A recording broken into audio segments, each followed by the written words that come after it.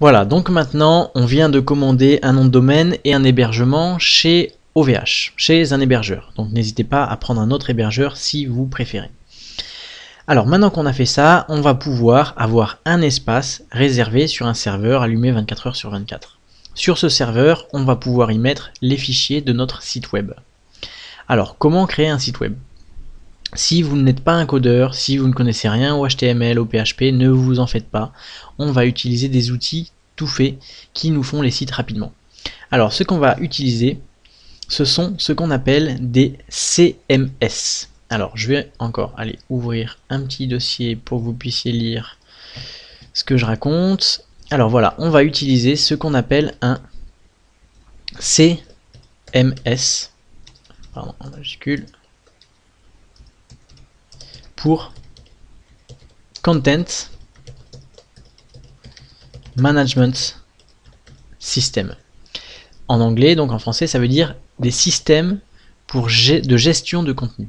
Voilà. Alors les CMS les plus connus, ce sont Joomla, qui est historiquement un des premiers, enfin un des plus importants, et WordPress. À la base, WordPress, c'était un système de gestion de contenu, un CMS, qui était réservé à la création de blogs. Mais depuis quelques années, il a tellement évolué, il s'est tellement amélioré en qualité que on peut vraiment l'utiliser pour faire tout type de site maintenant. Donc Joomla, il y a beaucoup de sites Joomla qui tournent en ce moment, mais ça tend à être dépassé, le nombre tend à être dépassé par WordPress. Voilà. Donc ce qu'on va faire, c'est que on va d'abord voir comment installer un site web avec WordPress, et ensuite comment installer un site web avec Joomla.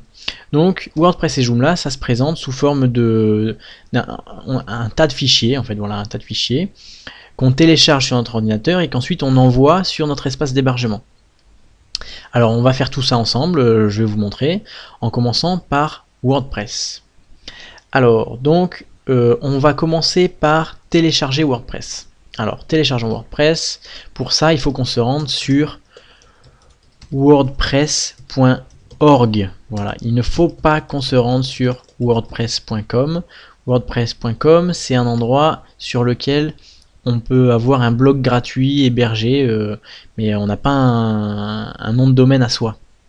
Voilà, wordpress.com, ça donne un hébergement gratuit en votre nom.wordpress.com. Mais vous n'êtes pas propriétaire de l'hébergement, vous n'avez pas le droit de mettre de publicité sur votre site, vous n'avez pas le droit de gagner de l'argent avec le site.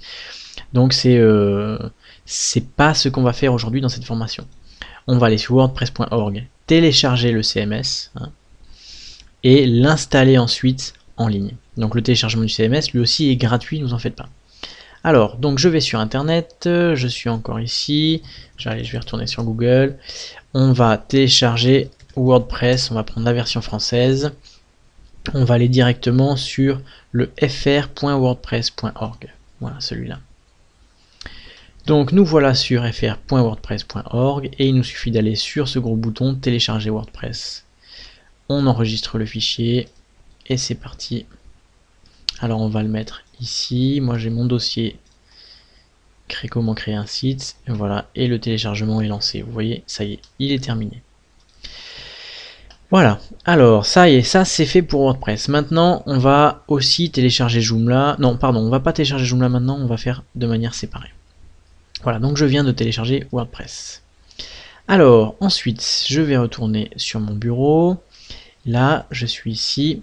Ce qu'on va faire, c'est que on va créer une structure de dossier pour stocker nos dossiers sur notre ordinateur. Alors, pourquoi je vous propose de faire ça avant d'aller plus loin? Parce que vous allez voir avec la pratique que quand on crée un site web, on est assez souvent en train de télécharger des plugins, télécharger des templates pour changer le design, télécharger des petits fichiers par-ci par-là.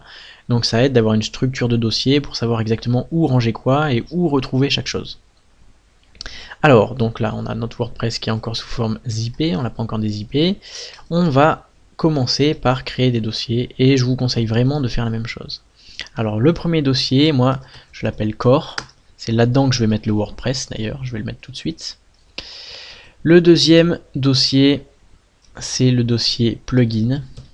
Voilà, donc à chaque fois que vous téléchargez un plugin, vous verrez, ça va arriver, même dans cette formation, on le mettra là. Le troisième dossier, on va l'appeler template. Non, pardon, on va l'appeler thème.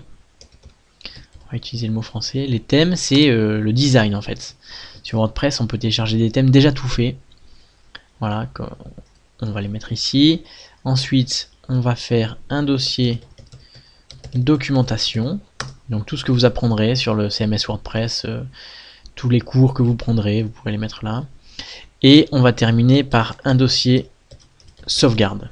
Voilà, dans lequel on mettra nos sauvegardes. Alors moi personnellement, je fais une sauvegarde à peu près une fois par semaine de mes sites. J'essaye en tout cas. Et donc ça me sert beaucoup d'avoir mon dossier sauvegarde, parce que je sais tout de suite où aller pour retrouver mes sauvegardes. Alors là, vous voyez, je suis allé dans le dossier core, le cœur du CMS, du WordPress, et on va maintenant le dézipper. Alors je le dézippe, je clique sur extraire, voilà, et il est en train de se dézipper.